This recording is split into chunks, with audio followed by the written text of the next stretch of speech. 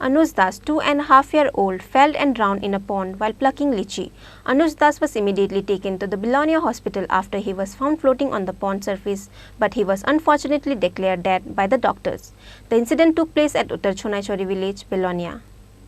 While the family were busy in doing household chores, a 2.5-year-old boy named Anuj Das, a resident of Uttar Chonaichori village, Belonia, went for plucking lychee near his house. The lychee tree was located just beside the pond. While plucking the lychee, he fell and drowned into the pond. However, not finding him anywhere, at last he was found floating on the pond surface by his family. After the incident, he was taken to the hospital immediately by his family, but unfortunately he was declared dead by the doctors. After knowing that Anuj was dead, the family members were depressed and sorrowful.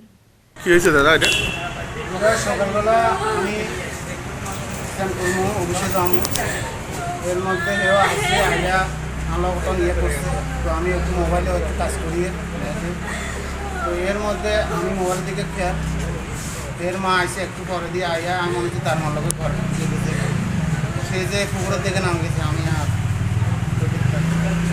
এরপর আমার মায়ের কাছে এদের তো দেখিনি একটু গেছে এই কথা বাড়ি হয়ে গেছে তার ভালো কয় না বাড়ির দিকে তো না এই কথা করতে আমি ওর দিকে উঠি খাট দাঁড়াইতে দেখেছি পুকুরিতে বাসে আর কি আর কোন জায়গাতে বাড়ি?